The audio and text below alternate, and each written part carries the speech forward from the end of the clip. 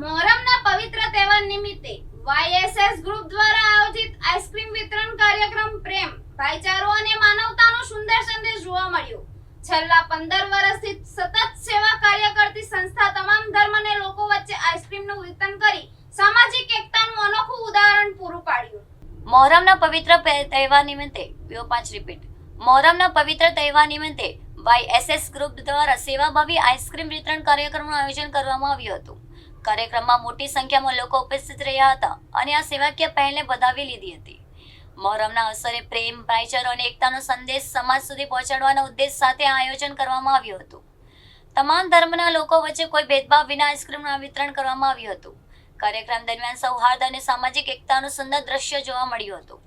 વાયએસએસ ગ્રુપના સભ્ય ઉત્સાહપૂર્વક સેવા કાર્યમાં ભાગ લીધો હતો. ઉપસ્થિત લોકોએ પણ આ પહેલની પ્રશંસા કરી હતી. આયોજકના જણાવ્યા અનુસાર વાયએસએસ ગ્રુપ છેલ્લા 15 વર્ષથી સતત આવા સેવાકીય કાર્યક્રમ યોજી રહ્યું છે. મોહરમના પવિત્ર પ્રસંગે માનવતા અને સેવાના મૂલ્યને વધુ મજબૂત બનાવવાનો પ્રયાસ કરવામાં આવ્યો હતો. કાર્યક્રમ દરમિયાન બાળકો, યુવાનો અને વડીલોએ પણ આઈસ્ક્રીમનો લાભ લીધો હતો. સમગ્ર કાર્યક્રમ શાંતિપૂર્ણ અને આનંદમય વાતાવરણમાં સંપન્ન થયો હતો. આ સેવાકીય પહેલ દ્વારા સમાજમાં એકતા અને ભાઈચારાનો સકારાત્મક સંદેશ ફેલાયો હતો. અંતે ઉપસ્થિત લોકોએ વાયએસએસ ગ્રુપના સેવાભાવી કાર્યને બિરદાવી અભિનંદન પાઠવ્યા હતા. જી, મારું નામ સાદિક શેખ નમકવાલા છે. કઈ જગ્યા છે આજે શાનો કાર્યક્રમ રાખવામાં આવ્યો? આ નવસારી બજાર નમકવાલા ગલી છે અને આજે અમારા ગ્રુપ વાયએસએસ તરફથી આઈસ્ક્રીમ વિતરણનું પ્રોગ્રામ રાખેલું છે. આ કેટલા વર્ષોથી કાર્યક્રમ ચાલતો હોય? આ પ્રોગ્રામ અમે છેલ્લા 15 વર્ષથી કરીએ છીએ.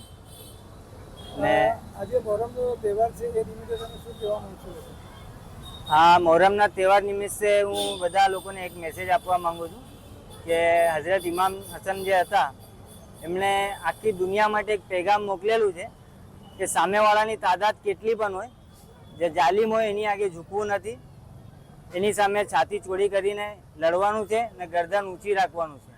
તો ઇમામ હસને જાહેર કર્યું છે, બધા લોકોને આ હિંમત આપી છે કે સામેવાળાની તાદાદ લાખોમાં હતી ને એમની પાસે ખાલી 72 સિપાહી હતા, એમાં પણ નાના બાળકો, બુઢા માણસો, તો પણ એ ઝૂક્યા નથી, ડટ્યા અને લડ્યા અને જીત્યા.